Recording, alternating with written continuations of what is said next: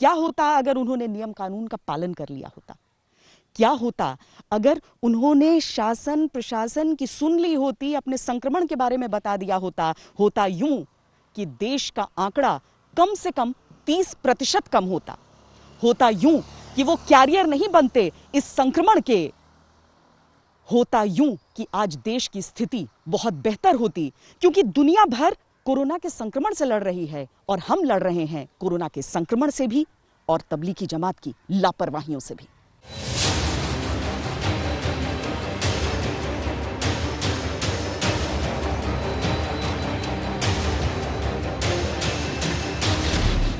अपनी जमात को थूकने का सबक रटाकर खुद फरार है मरकज का मौलाना। Spitting outside.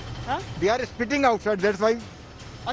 अच्छा, क्योंकि आपको इस समय अपना समाज का सबका ख्याल रखना है। ये बताया जा रहा है कि लोग थूक रहे हैं बाहर की तरफ, जिसकी वजह से खिड़कियों को बंद करवाना ही इकलौता ऑप्शन समझ में आ रहा है इस समय। जमात को कोरोना वॉरियर्स पर हमले की सीख सिखाकर खुद गायब है मरकज का मौलाना।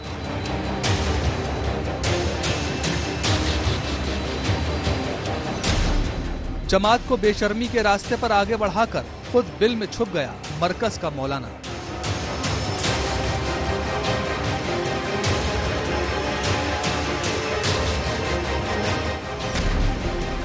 जमात को बदनामी और बीमारी से जूझने के लिए उकसाकर खुद मुंह छुपाए बैठा है मरकज का मौलाना।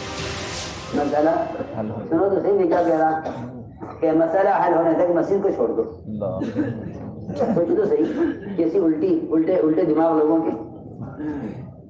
मसला हल होने तक मस्जिद को छोड़ दो। और हदीस में क्या है कि मसला हल होने तक मस्जिद को छोड़ना मत। वहां तो यह हुक्म कि रोजे रखकर मस्जिद में एहतिकाफ करो। कोरोना से सबसे ज्यादा संक्रमित 10 राज्यों में जमातियों की हिस्सेदारी 91% है। देश के कुल 28 राज्यों में जमातियों ने 23 राज्यों को बीमार बना दिया। देश की कुल संक्रमण संख्या में जमातियों का योगदान 30% है। सोचने की बात है कि जमातियों की लापरवाही न होती तो संक्रमण और मौतों के आंकड़ों में बेतहाशा वृद्धि न होती, देश के कई हिस्से हॉटस्पॉट न बने होते, मौत के कई मरकज न बने होते।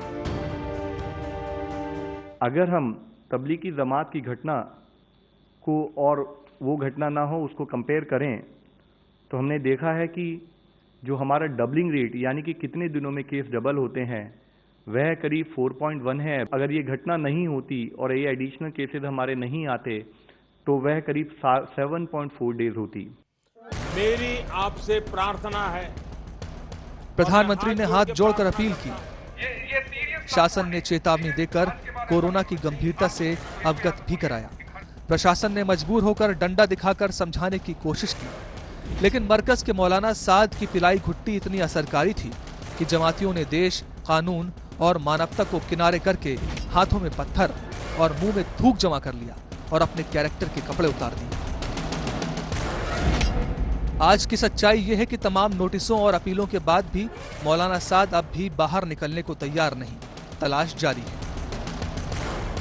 दिल्ली पुलिस की क्राइम ब्रांच की एक टीम थाना कांधला पर आई थी। वहां से कांधला पुलिस की एक टीम को साथ लेकर वो कांधला कस्बा में स्थित मौलाना साद के पुश्तैनी फार्म हाउस में पहुंचे। वहां पर उन्होंने जो मौजूद लोग मिले उनसे पूछताछ की, उनसे जानकारी प्राप्त की तथा कई कमरों की वहां पर फार्म हाउस में तलाशी ली और अच्छे से जांच पड़ताल की। करीब 1.5 से 2 घंटे टीम फार्म हाउस पे मौजूद रही। उसके बाद वो लोग दिल्ली वापस लौट गए। मौलाना साद ने आज तक को एक्सक्लूसिव लिखित इंटरव्यू दिया है और आज तक के कई सवालों का जवाब मौलाना साद ने दिया है। मौलाना साद से आज तक ने सीधा सवाल पूछा कि वो इस वक्त कहां है। मौलाना साद ने जवाब दिया कि एजेंसियां जानती हैं मैं कहां हूं। आज तक ने मौलाना साद से पूछा क्या उसने कोरोना टेस्ट करवाया, तो मौलाना साद ने कहा कि क्राइम ब्रांच के कहने पर उसने कोरोना जांच करवाई है लेकिन उसकी रिपोर्ट आनी अभी बाकी है। आज तक ने मौलाना साद से पूछा कि आपने लोगों को आत्महत्या के लिए क्यों उकसाया। मौलाना साद ने जवाब में कहा कि मैंने ऐसा कुछ नहीं किया जिसके लिए मुझ पर केस दर्ज किया जाए। आज तक ने मौलाना साहब से यह भी पूछा कि जमाती जो जगह जगह बदसलूकी कर रहे हैं, जो खबरें आ रही, उसके लिए आप क्या कहना चाहते हैं? तो उन्होंने कहा कि हम किसी का समर्थन नहीं करते,